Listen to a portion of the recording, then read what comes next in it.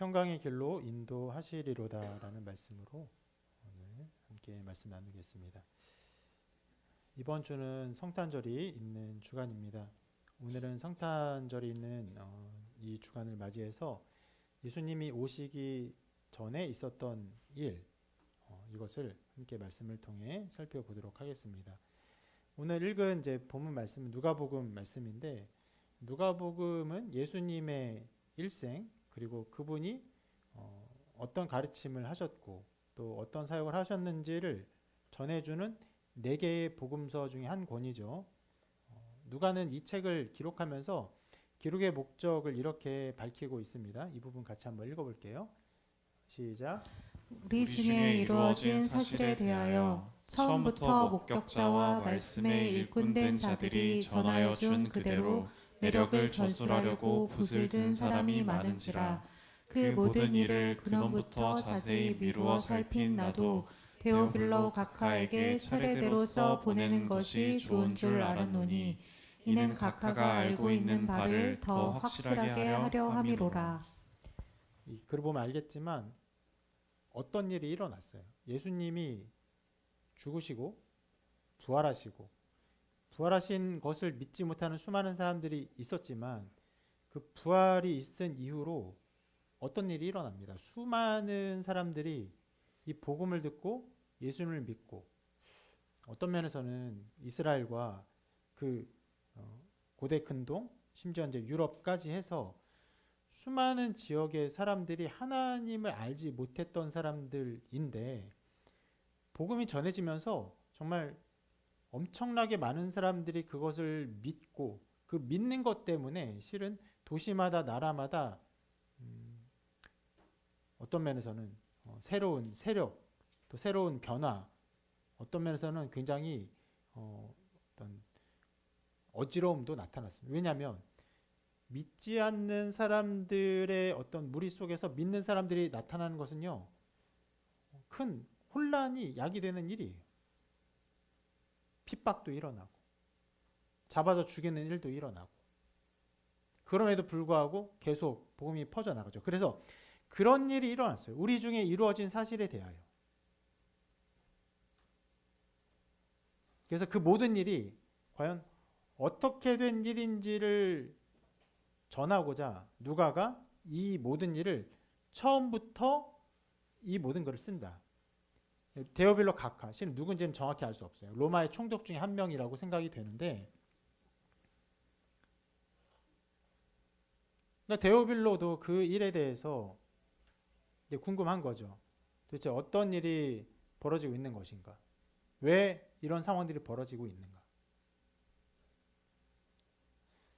지금도 우리나라에도 뭐 작년에 계엄이 있었고,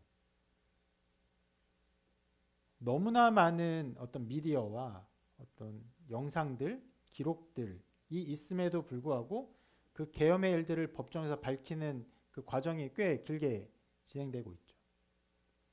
그러니까 그 당시에 예수님으로 일어난 수많은 일들을 사람들이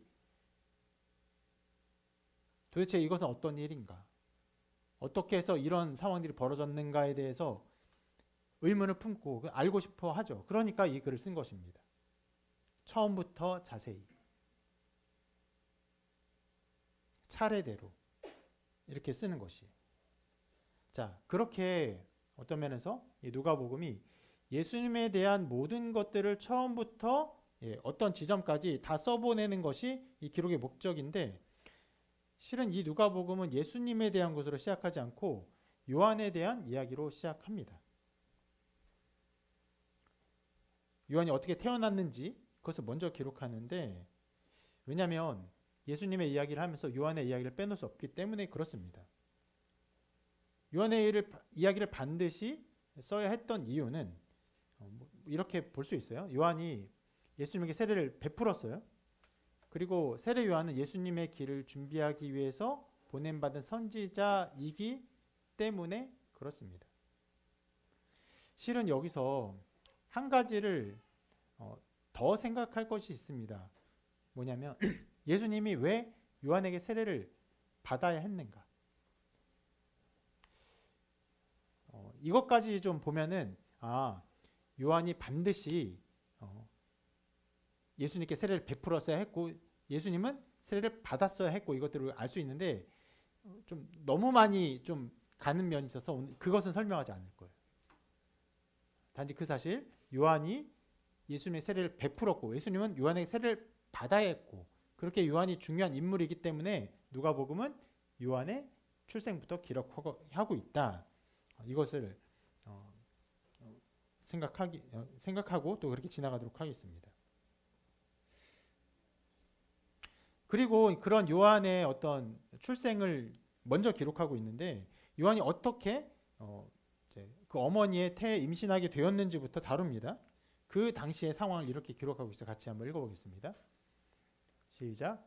유대왕 헤롯 때에 아비야 반열에 제사장 한 사람이 있었으니 이름은 사가랴요. 그의 아내는 아론의 자손이니 이름은 엘리사벳이라. 이 두 사람이 하나님 앞에 의인이니 주의 모든 계명과 규례대로 흠이 없이 행하더라. 엘리사벳이 잉태를 못함으로 그들에게 자식이 없고 두 사람의 나이가 많더라. 두 가지 중요한 것을 말합니다. 이 두 사람이 하나님 앞에 의인이다. 이런 어떤 면에서 신앙적이고 어떤 면 윤리적인 그들의 삶에 대한 평가를 말하죠. 그리고 중요한 게 또 있어요. 아이가 없대. 아이가 없다는 사실입니다. 신실했지만 아이가 없어요. 그것은 실은 그 당시에 굉장히 큰 결점이죠. 많은 아이를 낳는 시대였고 실제로 모든 여자는 이렇게 말해도 무방할 지경이죠. 모든 여자는 일찍 결혼해서 일생 동안 많은 아이를 출산했습니다. 그런 상황에서 아이를 전혀 낳지 못하는 사람은 하나님의 사랑에서 제외된 사람, 심지어는 하나님께 저주받은 사람으로까지 여겨졌습니다. 그것은 어떤 면에선 이스라엘이 가지고 있었던 경제적인 구조와도 연결이 되어 있는데 우리가 지금 출애굽기를 살펴보잖아요. 꽤 나중에 보게 되겠지만 언제 볼 수 있을지 조금 좀 막막합니다. 애굽에 있어요. 이스라엘 백성이 애굽에서 수백만 명으로 늘어났어요.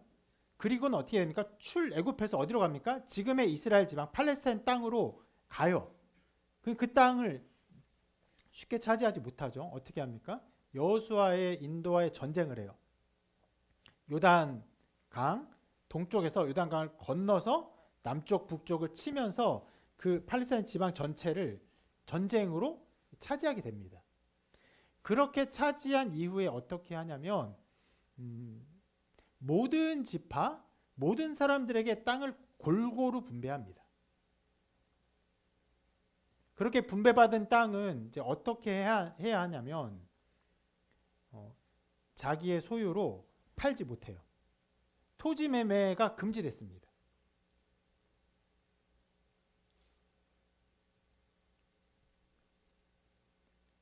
그렇게 소유된 땅 그러면 어떻게 됩니까? 자손에게 인계되는 거예요. 때로 상황이 좋지 않아서 땅밖에는 팔 것이 없어서 실은 그 당시에 노예로 자기를 파는 시기이기도 하니까 땅밖에 팔 수 없어 땅을 팔 수도 있긴 합니다. 팔면 어떻게 됩니까? 팔 수 있지만 실은 그것은 일종의 매매라기보다는 임대였어요. 왜냐하면 희년이라고 하는 50년의 주기마다 이스라엘은 그 땅의 소유를 원래 사람에게 돌려줍니다. 예를 들어서 제가 삶이 어려워서 제가 가지고 있는 땅을 희년의 어떤 지점에서 20년이 지난 이후에 땅을 팔잖아요. 내가 가진 땅을. 그러면 이 땅을 30년의 기간 동안만 팔 수 있는 거예요. 아무리 많은 돈을 받아도 30년이 지나면 어떻게 됩니까? 원래 사람에게 돌아가요. 그러니까 그 땅을 사는 사람도 그 땅이 예를 들어서 10억의 가치가 있다고 한다면 그 10억을 첫 해에 그 땅을 산다면 10억을 다 주겠지만 20년이 지난 후에 30년만 쓰게 되면 어느 정도 주겠습니까? 남은 60%니까 6억만 주겠죠. 6억을 주고 그 땅을 팔 수 있는 거예요. 그렇게 하면 어떻게 됩니까? 그 50년이 지나면 다시 원래 사람에게로 돌아와요. 이것이 이스라엘이 가지고 있는 토지에 대한 기본적인 개념이었어요. 실은 여러분 이것이 토지 공개념이라는 어떤 개념으로 우리나라의 조세 제도에도 정착을 시켜야 된다라는 주장과 그런 운동을 하는 사람도 있긴 합니다. 왜냐하면 지금 우리나라는 어떻습니까? 땅을 누가 사면 그 영구히 소유하고 또 팔면은 판 사람이 또 영구히 소유하죠. 그 땅의 지대가 높아지는 것을 그 사람이 무한정의 이윤을 추구하게 돼요. 그것이 사회적 불균형을 초래하죠. 너무 경제적인 이야기를 했는데 이스라엘이 기본적으로는 땅을 그렇게 팔 수 없기 때문에 그래서 뭐가 중요해요? 자손이 중요해집니다. 자손에게 계속 땅을 양도하게 되는 거예요. 그러면 자손이 끊기면 어떻게 됩니까? 이 땅을 잃어버리는 거예요. 그런 기본적인 어떤 흐름과 경제적인 구조가 있기 때문에 그렇지 않아도 아이를 낳는 것이 모든 사람들에게 중요한 것이고 자연을 낳는 것이 그들에게 소중한 일이었는데 아이를 낳지 못해요? 그럼 경제적인 면에서도 완전히 그 가문이 어떤 면에서 멸절되는 상황을 맞이하는 것이. 그렇기에 자 지금 그 요한의 부모인 사가랴와 엘리사벳이 그 아버지 어머니가 하나님 앞에 의인이고 신실한 사람이었지만 자녀가 없는 것은요, 굉장히 큰 결점이었어요. 말씀은 그렇게 그 요한의 부모님을 소개하고 있습니다. 그렇게 아이를 낳지 못하고 살아가는 중에 이 두 사람 사가랴와 엘리사벳 사는 중에 사가랴가 제사장이었기 때문에 순서에 따라 제사의 직무를 성전에서 행하게 되었습니다. 이 직무는 이제 학자마다 약간의 조금 다른 의견이 있긴 한데 평생에 한 번 이것을 감당한 것으로 여겨져요. 왜냐하면 제사장의 가문은 12개의 지파로 나눠진 것처럼 또 다른 지파 한 지파 전체가 제사장이었거든요. 그리고 한 해에 24개의 반차를 따라서 그러니까 제사장 가문이 24개의 가문으로 이루어진 거예요. 그래서 각 가문이 1년에 2차례씩 제사장의 직무를 수행하게 되면 1년에 제사장의 직무를 다 감당하게 됩니다. 그럼 한 가문에서 제사장의 직무를 감당할 수 있는 사람 몇 명입니까? 1년에 2명이에요. 수만 명이 있는데 수만 명의 사람들이 100년이 가도 그 제사장의 일을 다 서로 나눠서 할 수가 없는 거예요. 그래서 사가랴가 그 순번에 따라서 자기 평생에 한 번 있었던 제사장 직무를 감당하러 그 일을 하게 돼요. 그때 평생에 한 번 제사장의 직무를 감당할 때 주의 사자가 사가랴에게 나타나서 이렇게 말합니다. 같이 한번 읽어볼게요. 시작. 사가랴여 무서워하지 말라. 너의 간구함이 들린지라.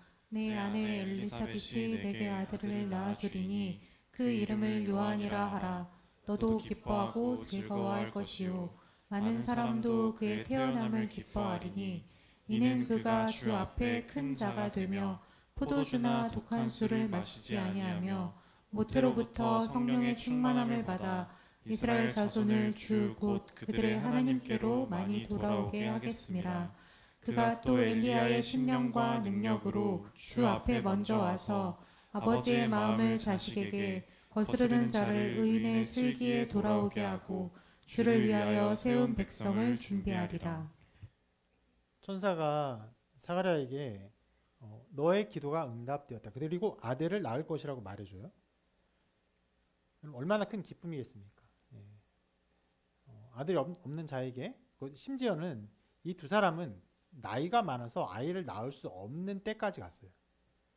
그런 자에게 아들이 태어나니까 그것이 기쁜데 그런데 주의 사자는 그 기쁨의 이유를 아들을 낳아서 기뻐할 것이다 라고 말하지 않고 있어요.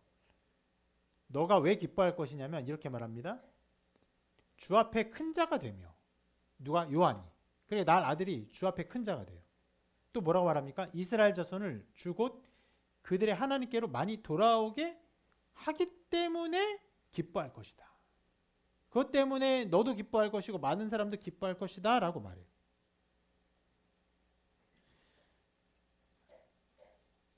이것이 어떤 의미인지는 실은 그 당시에 좀 뭐랄까 영적인 상황을 이해하는 것이 필요한데요. 이 시기는 영적으로 굉장히 어두운 시기였어요. 왜냐하면 하나님께서 구약의 백성들을 이스라엘 백성들을 인도하고 그들에게 하나님의 뜻을 계시하실 때 어떻게 하셨냐면 선지자를 통해 하나님의 일을 하게 하셨어요. 선지자가 선포합니다. 무엇으로? 하나님의 권능과 능력으로 말씀을 선포해요. 그렇게 선포할 때는 종종 어떤 것들이 함께 거기에 나타나면 하나님의 능력이 나타남도 함께 드러나 있어요. 그래서 선지자의 능력과 권능과 말씀 속에서 사람들이 말씀을 듣고 이해하고 회개하고 하나님의 말씀을 따르게 되는데, 그런데 마지막 말씀이 주어진, 여러분 구약 성경 보면은 구약이 순서대로 좀 완전히 순서대로 아니지만 대체로는 그 순서대로 그 배열이 되어 있어요. 그리고 맨 마지막 성경이 무엇입니까? 구약 성경 마지막 말라기예요. 말라기로부터 말씀이 주어진 이후로 그리고 400년 동안 아무런 말씀이 주어지지 않아요. 이것을 신구약 중간기라고 말합니다. 실은 이 어두움의 시기를요 우리가 이해하는 것은 어렵습니다. 왜냐하면 선지자로 말미암아 말씀이 주어진 시대를 살아보지도 않았고, 그리고 선지자가 없어서 아무런 하나님의 말씀이 주어지지 않는 시대에도 우리가 살아보지 않았기 때문에 그것들을 우리가 이해하기는 굉장히 어렵습니다.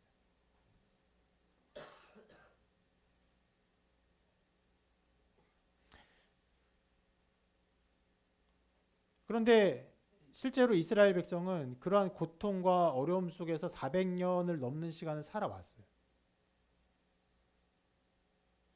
그리고 그런 침묵 속에서 이스라엘 백성들은 어땠습니까? 실은 심각하게 타락했어요.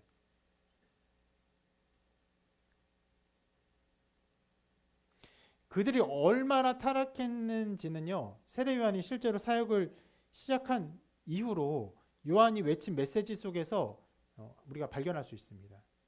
나중에 요한이 태어나고 자라고 그리고 선지자로서, 실은 여러분 요한은 어떤 면에서 신약이 등장한 인물이지만 어떤 면에서는 마지막 구약의 선지자예요.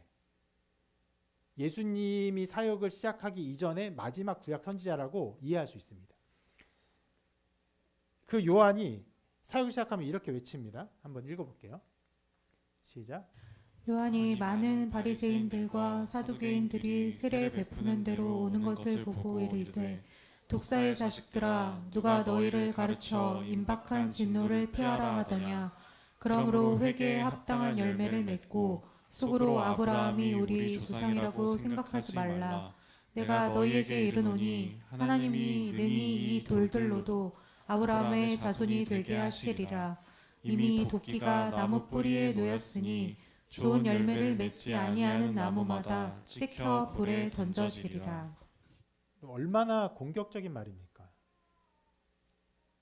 실은 바리새인들, 사두개인들, 굉장히 종교적으로 열심 있는 사람들이,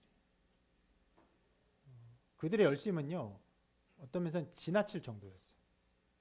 그런데 그 사람들이 그 당시에 세례 베풀고 있는 요한에게 오니까 뭐라고 말합니까? 독사의 자식들아. 표현을 저렇게 해서 조금 부드럽게 들리지만 이 뱀 새끼들아 이렇게 말한 거예요. 이 간교한 새끼들아 이렇게 말하는 거예요.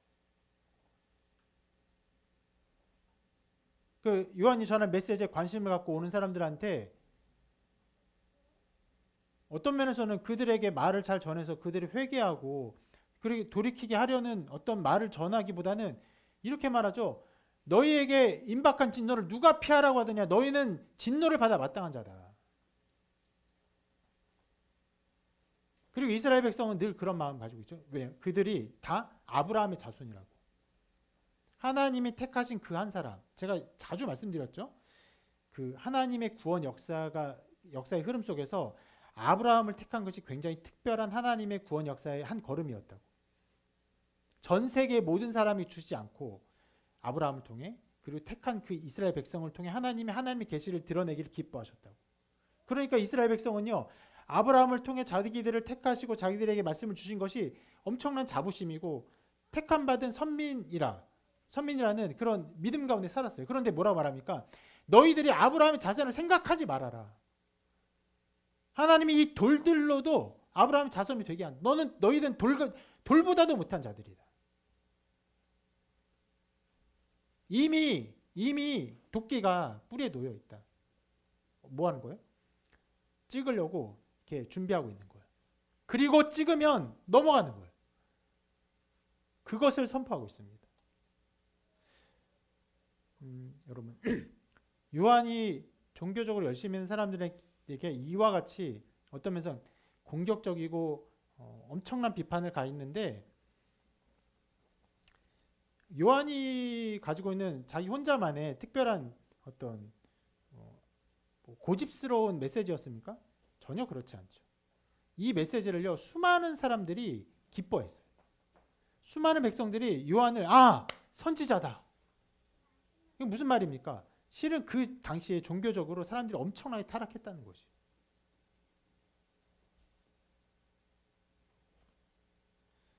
자, 그런 시대에서 아까 그 말씀이 주어진 거지. 뭐라고요? 예. 요한이 태어나면 수많은 사람들을 하나님께로 돌아오게 할 것이다. 그리고 그것이 사가랴 너의 기쁨이 될 것이야. 이렇게 말하는 것입니다. 그 말은 어떤 면에서 사가랴 또 엘리사벳이 아까 말했죠. 하나님 앞에 의인이었다고.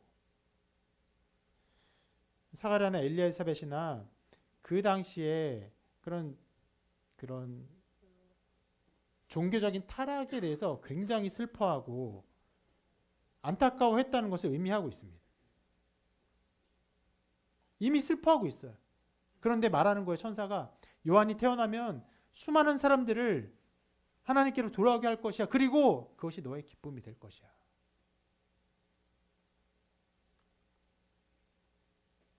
그리고 또 계속해서 이렇게 말합니다. 그 뒤에 있는 말씀이죠.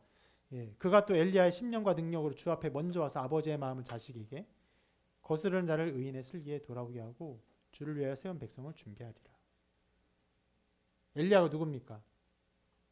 구약시대에 가장 어떤 면에서는 그 권능으로, 능력으로, 이적으로 하나님의 그 사역을 했던 선지자입니다. 실은 엘리야는 어떤 면에선 그 예수 그리스도의 승천을 보여준 사람이기도 하죠. 그는 죽지 않고 하늘로 올림받았어요. 그의 능력으로 그런 엘리야의 능력으로 많은 사람을 주께로 돌아오게 할 것이다.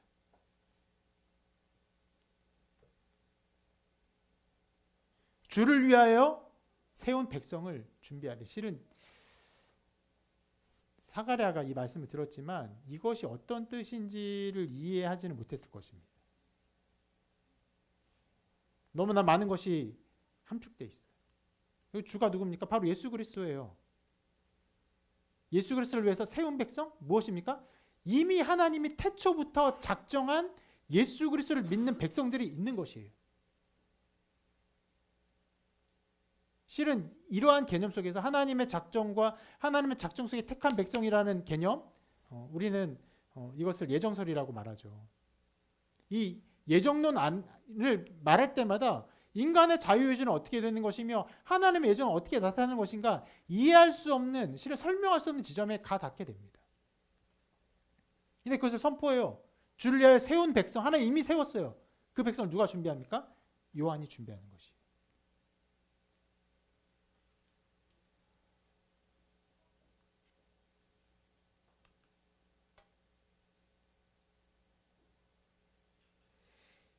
자, 이러한 말들로 사가랴가 요한에 대한 메시지를 받아요. 요한이 태어나면 그런 일을 할 것이다. 너가 아들을 낳을 것인데 그런 일이 일어날 것이야 라고 말을 듣습니다. 그리고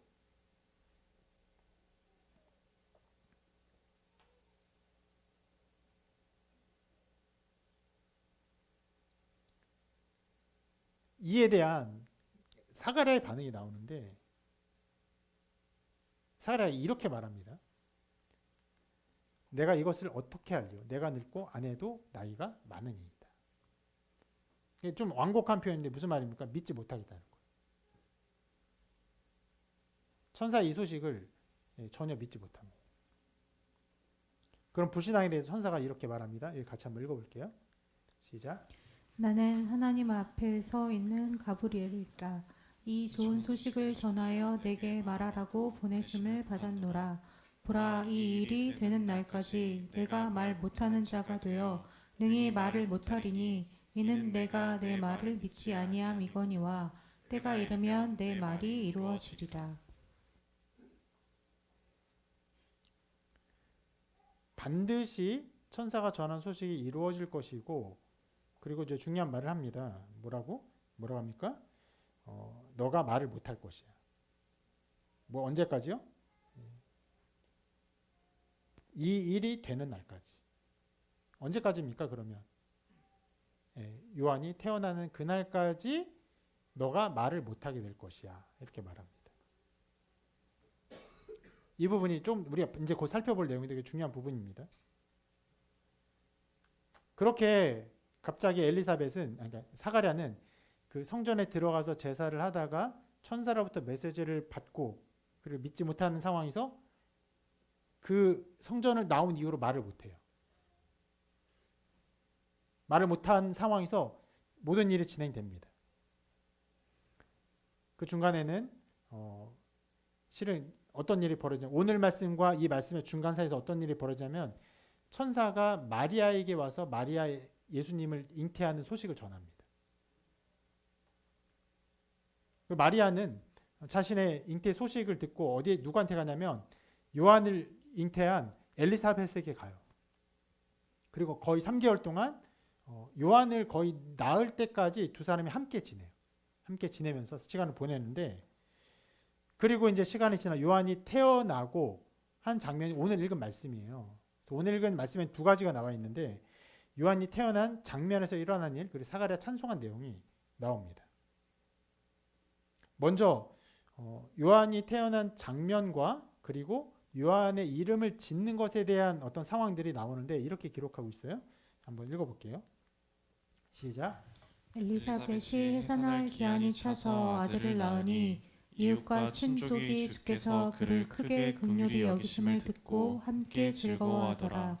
8일이 되매 아이를 할례하려 와서 그 아버지의 이름을 따라 사가랴라 하고자 하더니 그 어머니가 대답하여 이르되 아니라 요한이라 할 것이라 하매 그들이 이르되 내 친족 중에 이 이름으로 이름한 이가 없다 하고. 이 말씀을 보면은 아이가 태어났어요. 그리고 함께 즐거워합니다. 그것이 하나님의 긍휼히 여기심을 알고 함께 즐거워하는데, 그 즐거움은 잠깐 기록하고 무엇을 중요하게 다루고 있습니까? 이름 짓는 일을 굉장히 중요하게 다루고 있어요.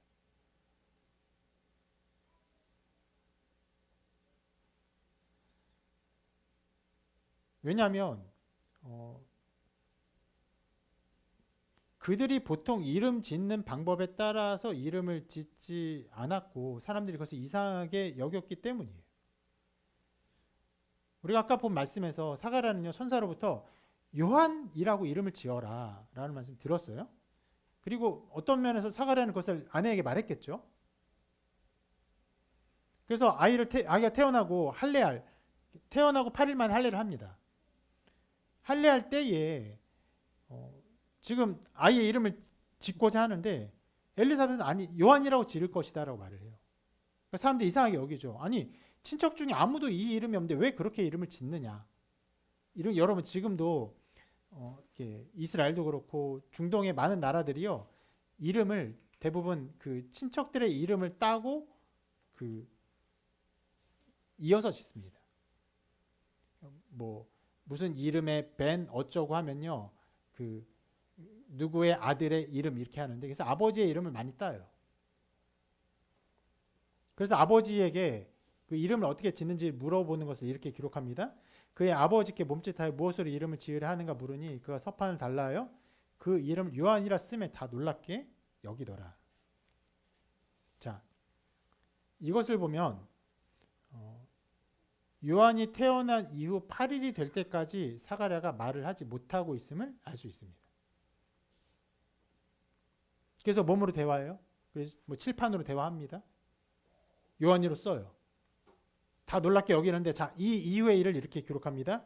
이에 그 입이 곧 열리고 혀가 풀리며 말을 하여 하나님을 찬송하니. 여기서 한 가지 우리는 이상한 점을 좀 발견할 수 있습니다. 아까 천사가 이렇게 말했거든요. 이 일이 되는 날까지 내가 말 못하는 자가 되어 능히 말을 못하리니. 언제까지입니까? 그럼 우리 생각하기를 요한이 태어나는 날까지. 근데 실은 요한이 태어났음에도 불구하고 사가랴는 말을 못했어요. 언제까지요? 요한이라고 이름을 짓기까지.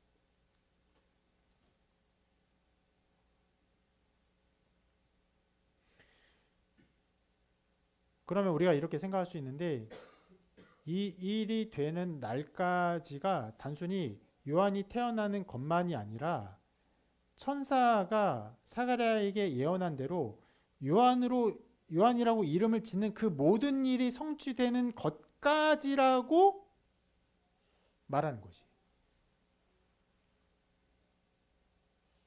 그러니까 아들을 낳는 것만이 문제가 아니라 무엇이 더 필요했던 것입니까?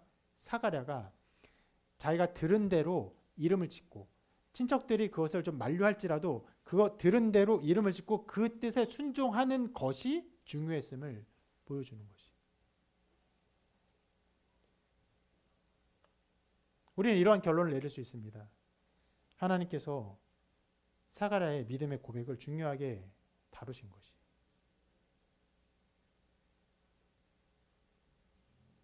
친척들이 이상하게 여기는 상황이었지만 그 상황에서도 그 이름을 짓는 것이 매우 중요했던 것이죠.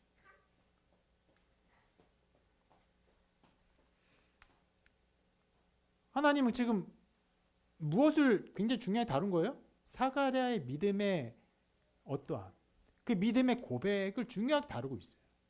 실은 이미 그렇게 다루셨는데 언제 그래 하셨냐면 천사의 말을 믿지 못할 때 하나님은 사가랴를 그냥 두지 않으셨어요.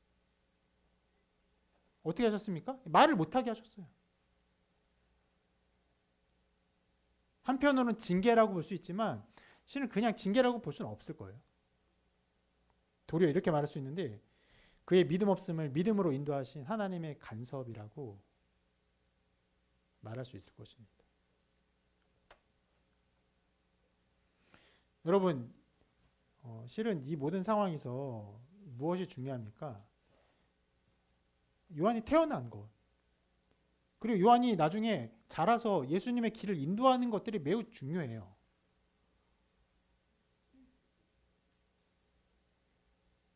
그런데 그 길에, 그 과정에 사가랴의 어떤 믿음을 하나님께서 굉장히 중요하게 다루고 계신 것이. 그 믿음 없음을 믿음으로 바꾸시고 그가 들은 대로 요한이라고 이름 짓고 하는 모든 행위들을 하나님께서 중요하게 다루고 계신 것입니다.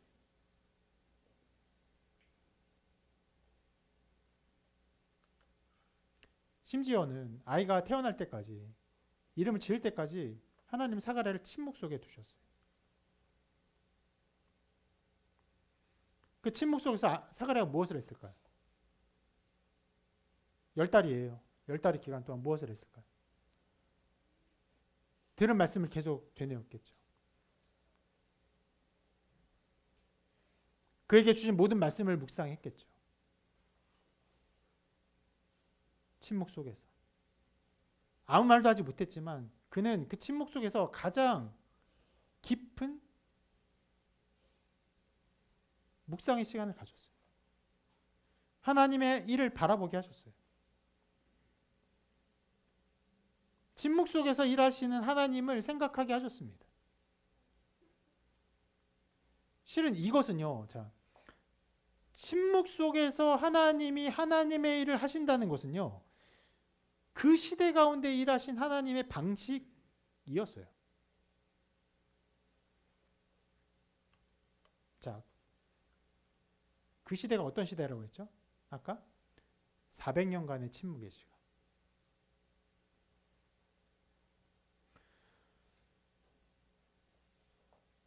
왜 그렇게 하셨는지 우리 이해하지 못해요.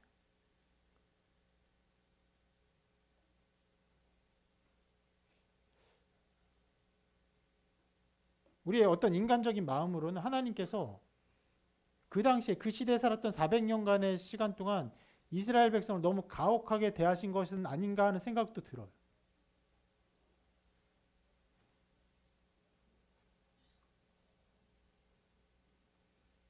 그런데 하나님은 침묵하셨고 영적인 어두움을 놔두셨어요.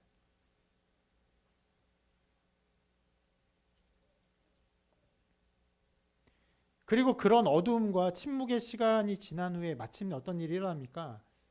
네. 어둠이 가장 깊을 때 비로소 해가 뜨는 것처럼 예수 그리스도가 오셨어요. 하나님은 예수 그리스도가 오시기 전에 그 땅에 가장 깊은 영적 어두움을 들이우셨습니다.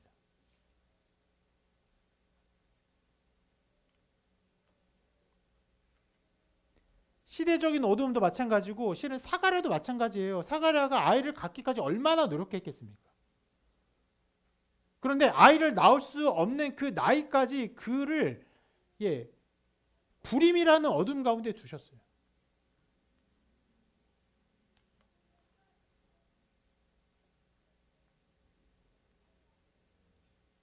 아까 사가랴와 엘리사벳이 하나님 앞에 의인이라고 했잖아요.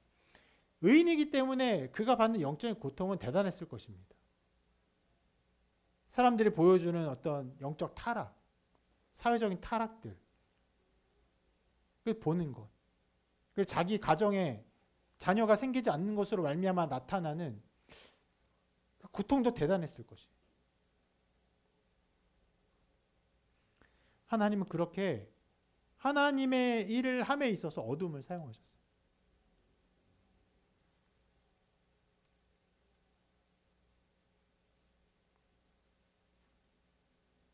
언제나 하나님은 그렇게 일하십니다. 우리가 지금 지난주까지 그 출애굽의 여정을 살펴보았죠. 그 출애굽 여정에서 가장 중요한 재앙이 무엇입니까? 마지막 10번째 재앙이에요. 그때에 장자가 죽죠. 그 장자의 죽음은 아주 명백하게 하나님의 아들의 죽음을 예표해요. 어린 양의 피를 발라서 사는 것은 어린 양신 예수 그리스도의 죽음을 상징해요. 하나님의 구원의 역사를 가장 선명하게 드러내는 것이 바로 그 장자의 죽음 10번째 재앙이에요. 근데 10번째 재앙 바로 전에 어떤 재앙이 있었습니까? 무엇이었습니까? 바로 흑암의 재앙이었어요. 어둠의 재앙. 아무것도 보지 못한. 제가 설명드렸죠. 이해할 수 없는, 이성으로는 이해할 수 없는 빛의 부재가 그때 일어났다. 단순히 깜깜하다가 아니죠. 깜깜해서 불편한 것 정도였으면 횃불을 붙이면 돼요. 여기저기 불을 질러서 그냥 살면 됩니다. 그런데 그들에게 우리가 이해할 수 없는 하나님이 어둠을 내리셨어요. 그리고는 장자의 죽음을 십자가의 사역권을 드러내신 것처럼 이 400년의 수많은 시간을 하나님께서 어둡게 하셨고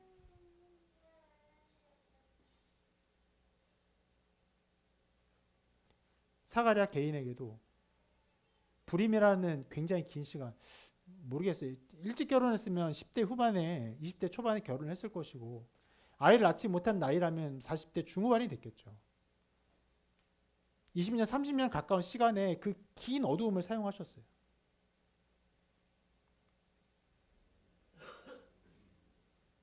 불합리해 보이고 하나님 왜 그렇게까지 하시는가 이해할 수 없는 것 같지만 여러분 그 모든 일의 목적이 무엇입니까? 그 모든 일의 궁극적인 목적이 무엇입니까? 단 하나예요. 빛이신 그리스도를 드러내는 것이.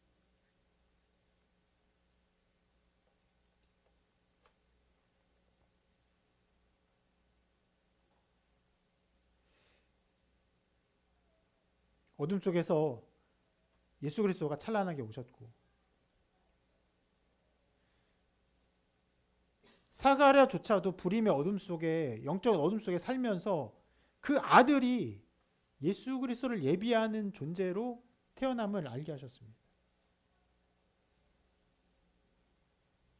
그리고 언제 그 입이 열렸습니까? 그가 불신앙할 때 그 입까지 닫게 하셔서 말조차 못하게 하는 어떤 면에서의 침묵의 시간을 10개월을 허락하셨어요. 그리고 마침내 언제 그게 열렸어요? 요한이라고 이름을 지을 때, 요한이라고 이름 썼겠죠. 썼을 때, 그때 비로소 입이 열려요. 그때 비로소 말을 할 수 있게 되었어요. 하나님은 그의 신앙 고백을 중요하게 사용하셨고 그의 신앙 고백과 순종을 즐거워하셨어요. 아까도 말씀드린 것이지만 이 모든 상황에서 실은 사가랴의 고백 무엇이 중요해요? 요한이 태어나고 예수님의 길을 준비하는 이것이 가장 중요한 것인데도 불구하고 그 길에서 사가랴의 믿음과 신앙의 고백과 그의 순종을 하나님이 기뻐 사용하셨어요. 그리고 그렇게 입이 열린 사가랴가 무엇이라고 합니까? 이렇게 하죠. 이에 그 입이 곧 열리고 혀가 풀리며 말을 하여 하나님을 찬송하니.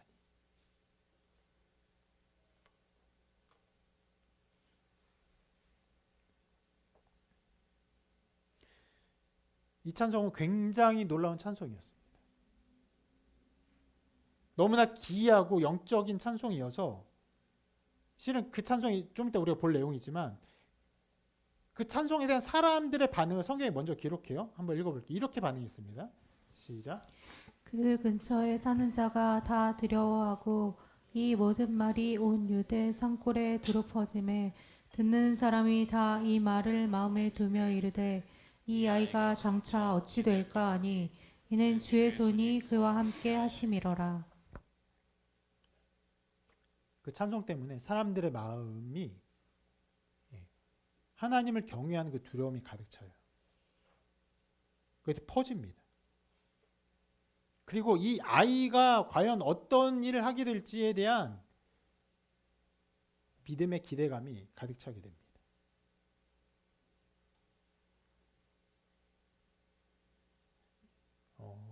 우리가 성경에 많은 이적을 보지만 실은 이런 것도 엄청난 이적입니다. 여러분 어떤 사람의 신앙의 고백 자체가 수많은 사람들에게 퍼져가고 사람들의 마음 두렵게 하는 일 일어나지 않아요.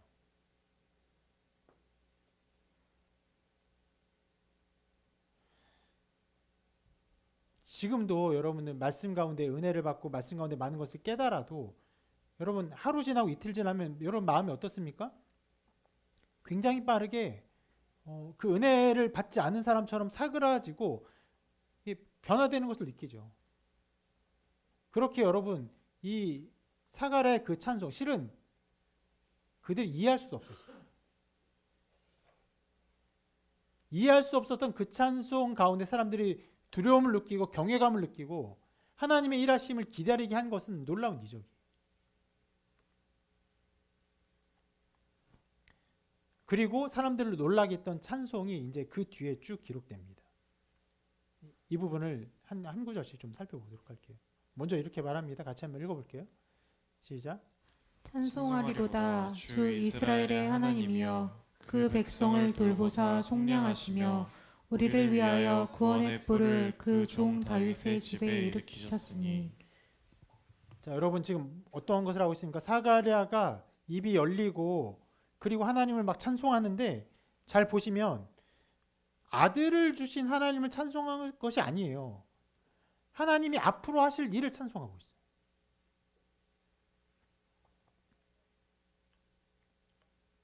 그러면 우리가 뭘 생각할 수 있습니까? 굉장히 오랫동안 10개월 동안 사가랴가 마음속에 계속 품었던 것, 정말 말하지 않고는 견딜 수 없었던 것들이 터져 나오는 것이, 그러니까 천사가 사가랴에게 예언했던 것, 그것들을 사가랴는 계속 묵상하였고 아들이 태어나고 그리고 아들에게 이름을 짓고 입이 열리자 아들을 주셨구나 기뻐하는 게 아니에요. 이 아들에게 주신 하나님의 사명을 기뻐하며 그것을 노래하고 있는 것이.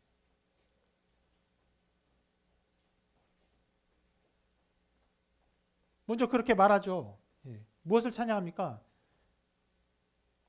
먼저 이것을 볼게요. 그가 이렇게 말할 수 있었던 근원을 이렇게 말하죠. 그 붙인 사가랴 성령의 충만함을 받아 예언하여 이르되.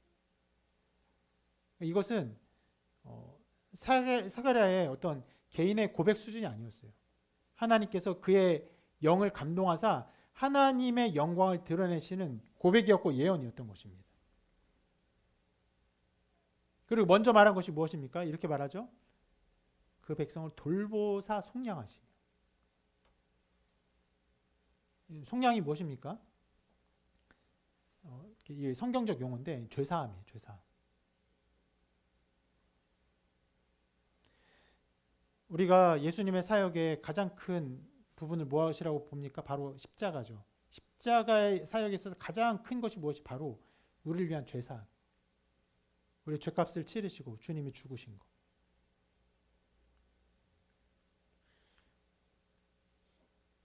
가장 먼저 노래하면서 무엇을 말합니까? 속량을 노래해요. 그러면 여러분 사가랴가 예수님의 십자가 사건을 미리 알고 노래했습니까? 실은 그렇게 볼 수는 없어요.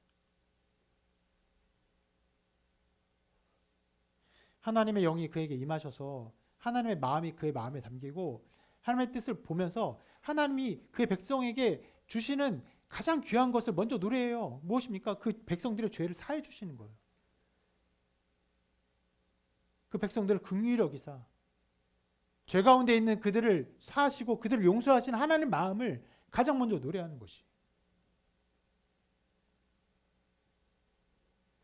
이것은 그 당시에 영적으로 어두운 이스라엘 백성 생각할 때 너무나 당연한 일이지만 그 당시에 이스라엘뿐 아니라 우리 모든 사람에게 가장 필요한 것입니다.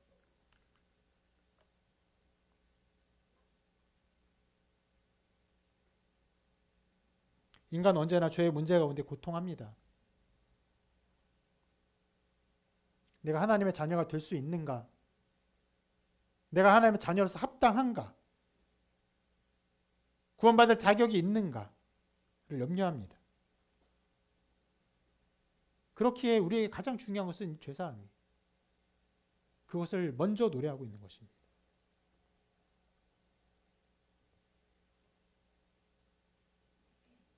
그리고 계속 노래하기를 이렇게 말합니다. 우리를 위하여 구원의 뿔을 그 종 다윗의 집에 일으키셨으니. 뿔을 말하죠. 뿔. 이것은 이제 기본적으로는 그 당시에 황소의 뿔 이런 것들을 상징하는 것인데 이것이 보통 무엇을 의미하냐면 왕의 권능, 힘, 능력을 상징합니다.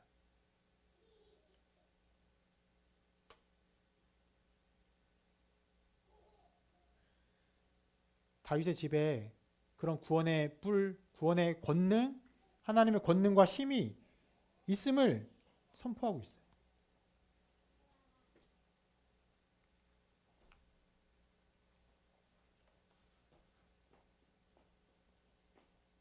예수님이 그렇게 힘과 권능을 가지고 오시는 분이십니다. 실은 소망이 없는 시대였어요. 이스라엘은. 영적으로도 그렇고 정치적으로도 그렇고 아무런 소망이 없는 때였습니다. 그래도 불구하고 이제 오실 분이 다윗의 집에 일으키실 그 한 사람이 권능을 가지고 오시는 분임을 선포합니다. 그리고 그 권능은 어떻게 나타났습니까? 먼저는 성육신으로 나타났죠.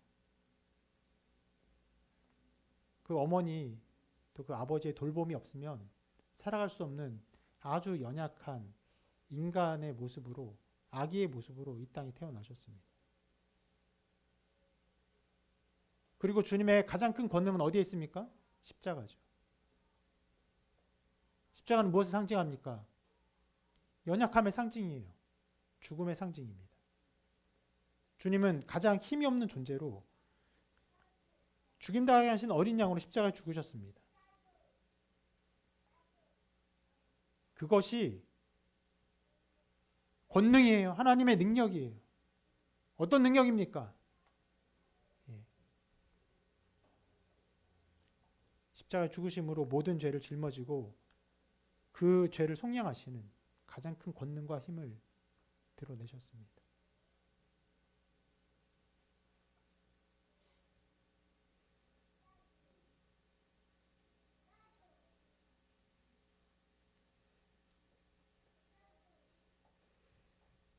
사가랴는 이렇게 구원의 뿔을 일으키신 것이 주께서 예로부터 거룩한 선자의 입으로 말씀하신 바와 같이 우리 원수에게서와 우리를 미워하는 모든 자의 손에서 구원하신 일이라고 노래합니다. 실은 이 구문도 굉장히 이해하기가 어려운 말이에요. 여기서 원수는 누구며 미워하는 모든 자는 누굽니까? 사가랴가 그렇게 노래해요. 우리를 원수들에게서 건질 것이다. 우리를 미워하는 자로부터 건질 것이다. 누구예요? 이스라엘 백성의 원수가 누굽니까? 이스라엘 백성을 미워하는 사람이 누굽니까? 겉으로 드러난 사람은 로마라고 말할 수 있어요. 근데 실은 그렇게 해석할 수 없어요. 왜냐하면 저렇게 말하죠. 앞에 선지자의 입으로 말씀하신 바와 같이. 무슨 말이냐면 그 당시에 로마로부터 압제를 당하던 그 이전에 그 수백 년 전부터 실은 수천 년 전부터 선지자를 통해서 말씀하셨어요. 이스라엘 백성을 원수에게서 건지실 것이다. 이스라엘을 미워하는 자로부터 건지실 것이다. 그러면 이스라엘의 원수는 누굽니까? 아주 옛날에는 애굽이 있었을 것이고 암몬이 있었을 거고 모압이 있었을 거고 블레셋이 있었을 거고 바벨론이 있었을 것이고 아수르가 있었을 것이에요. 그리고 이제 시대를 저는 로마라고 말할 수 있을 것입니다.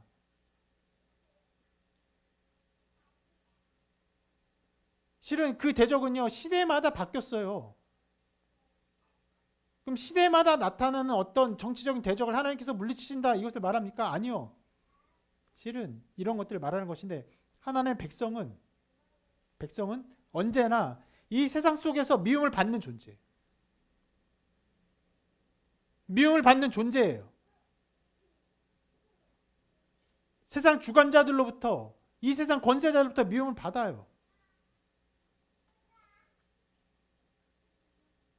언제나 그렇지만 하나님께서 그 백성들을 예수님을 통해 구원하신다.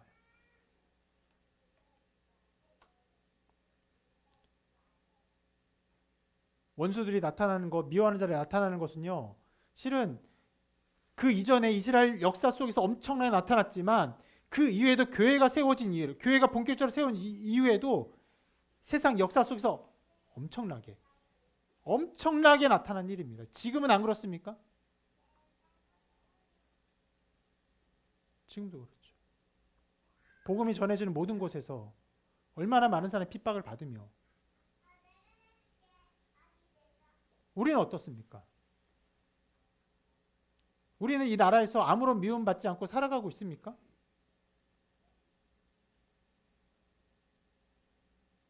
여러분 근 정말 10년, 20년 동안 한국 교회가 엄청나게 미움을 받고 있어요. 근 1, 2년 사이는 어떻습니까? 더 커졌습니까? 예, 더 커졌어요. 한편으로는 여러 오해가 섞여 있습니다. 수많은 이단들의 잘못된 가르침들, 그들과 연결된 정치적인 세력들,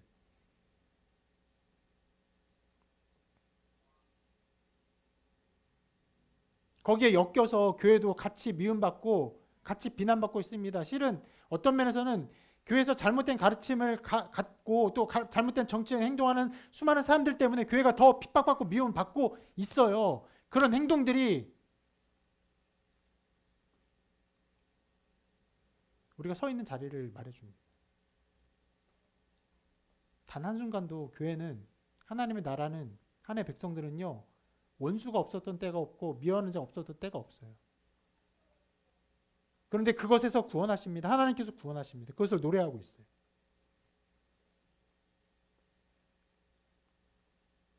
그리고 이어서 이렇게 말하죠. 우리 조상을 긍휼히 여기시며 그 거룩한 언약을 기억하셨으니 곧 우리 조상 아브라함에게 하신 맹세라.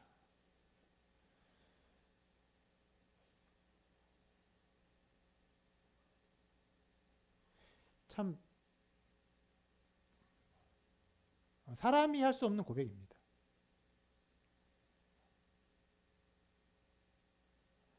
아브라함에 하게 하신 맹세 벌써 수천 년 전이에요. 그 맹세가 이제 이루어진다. 여러분, 그 오래전에 하신 맹세가 어떻게 지금 이루어진다고 감히 사가랴가 선포할 수 있습니까?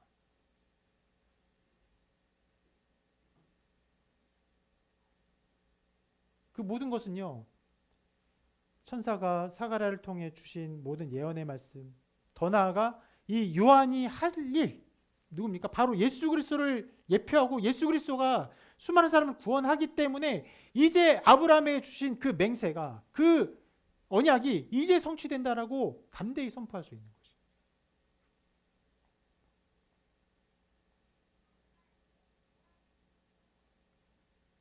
그 언약을 기억하시고 그 맹세가 이루어져서, 그래서 이스라엘 백성이 서 있을 자리가 어디입니까? 이렇게 말합니다. 여기 같이 한번 읽어볼게요.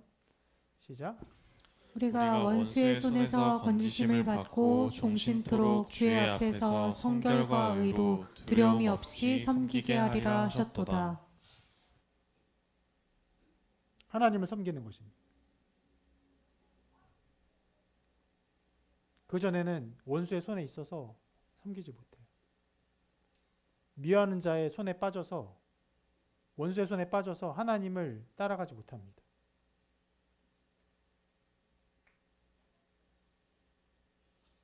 하나님을 섬기고 싶은 마음이 있어도 하나님을 두려워할 수밖에 없어요. 왜 그렇습니까? 죄 때문에.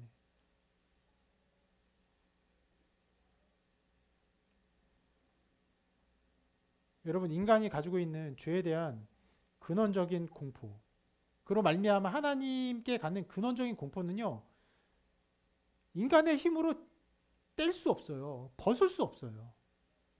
그래서 여러분, 전 세계 수많은 종교에서 그 종교적인 일들을 더 열심히 하고 더 치열하게 그 종교적인 어떤 것들을 발전시켜 나면 어떤 일 합니까? 극한의 어떤 자기 투쟁, 금식하거나 자기 몸을 치거나 어떤 욕구를 극도로 배제하거나, 심지어 불교의 어떤 그런 사람들은 어디까지 갑니까? 자기 몸을 불태워서 공양까지 하죠.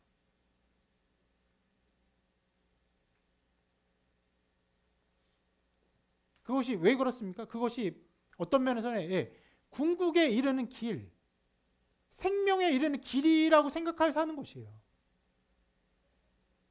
그런데 예수 그리스도로 말미암아 우리는 어떤 일입니까? 두려움 없이 하나님을 섬기게 돼요.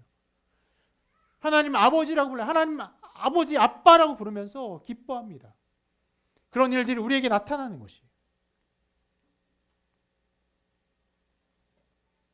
이것이 바로 예수 그리스도를 통해 이루어진 복인데, 사가랴는요, 요한이 태어나고 이름을 짓고 말을 할 수 있게 되자마자 예수 그리스도를 통해 나타나는 이 복을 신학적으로 선포합니다.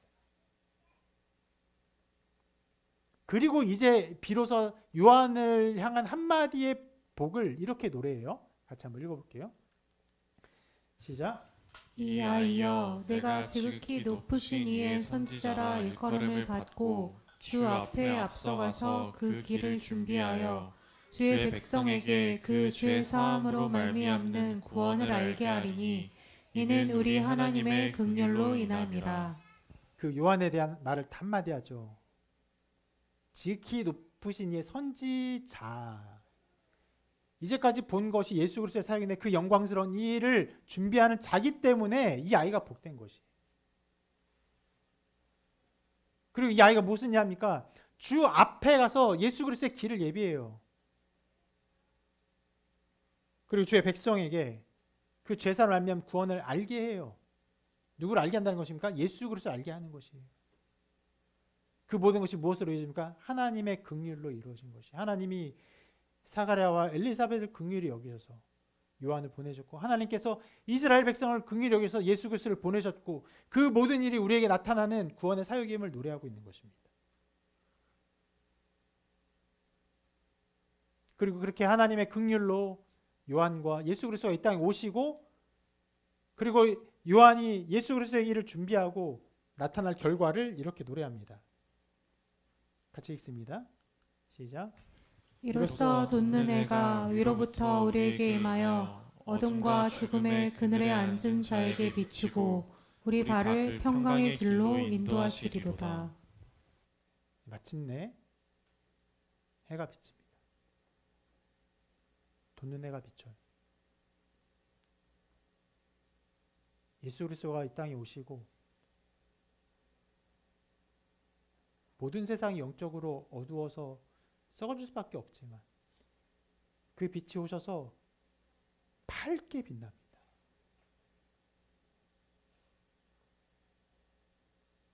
어둠과 죽음의 그늘에 앉아있는 수많은 사람에게 그리스도로 말미암아 빛이 비칩니다. 그리고 인간은 마침내 평강의 길로 가게 돼요. 왜요? 그리스도가 그 빛이 우리를 인도하기 때문에. 일생의 종로를 타고 고통하며 두려워하며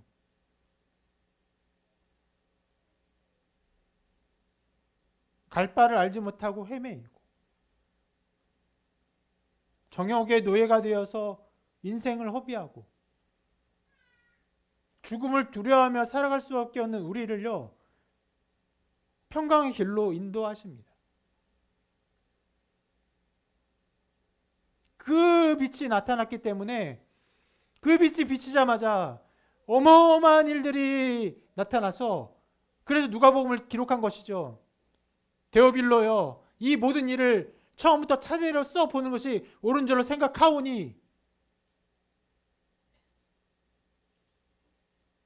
수많은 사람들이 그 복음을 듣고, 정말 복음을 듣고 즉각적으로 단번에 어제는 죄의 종이었는데 오늘은 생명의 아들로 살아가는 곳이에요. 하나님 전혀 알지 못했던 사람들도, 하나님을 잘못 알았던 유대인들도,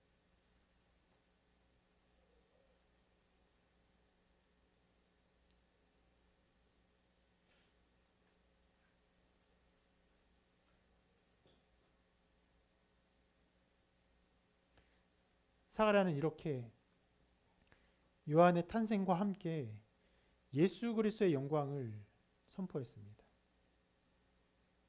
놀랍도록 예수 그리스도의 사역을요, 완전하게 선포하는 성령의 감동을 받았어요. 제가 이렇게 말할 수 있는,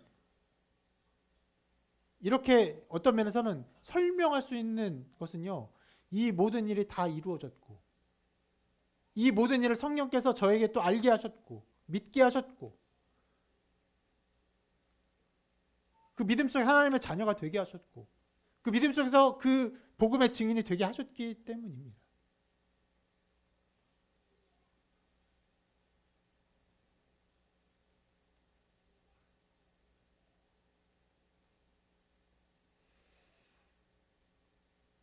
많은 상황에서 우리는 사가랴의 시대와 다른 시대이고 다른 영적인 상태에 있지만, 또 많은 면에서 완전히 같은 상황이 있습니다. 하나님 지금도 그리스도의 영광을 드러내기 위해서 우리에게 어둠을 허락하십니다.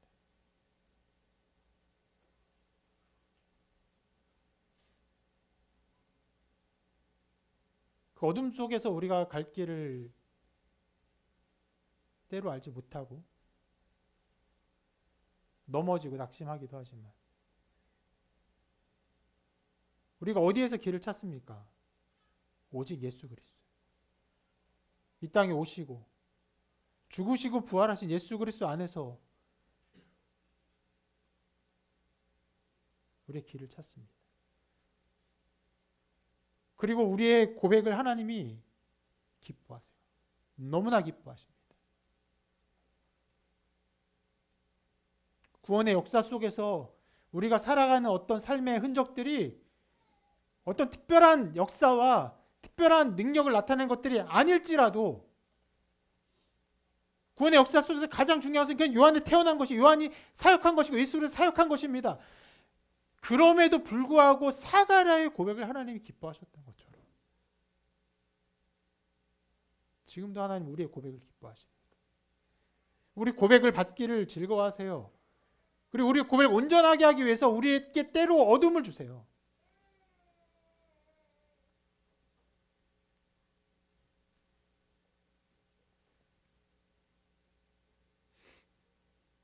때로 말 못할 것 같은 그런 상황이 놓일지라도 아무것도 할 수 없는 그 상황에서 우리는 무엇을 해야 됩니까? 주신 말씀을 기억해야 돼요. 주신 말씀을 되뇌어야 돼요.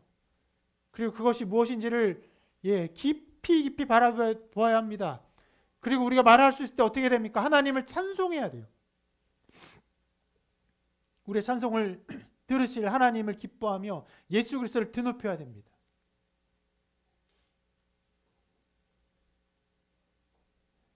그분이 우리에게 오신 돋는 해에 빛이요 생명이심을 고백하며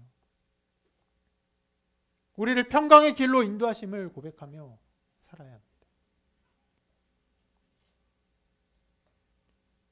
지금도 하나님 우리를 통하여서 영광받기를 기뻐하시며 또 우리를 평강의 길로 인도하십니다.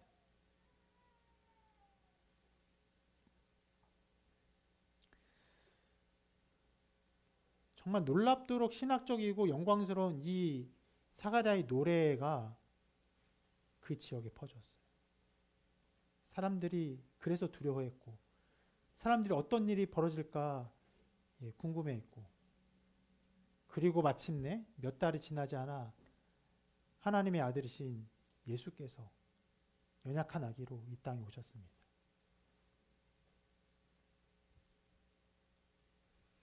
그 주님의 오심과 주님이 우리 함께 하심과 우리 죄를 위해서 죽으심과 부활하심을 묵상하며 하나님께 영광 돌리고 여러분도 그런 영광 가운데 더욱 하나님 주시는 평강의 길을 걸으시기를 주님의 이름으로 축원합니다.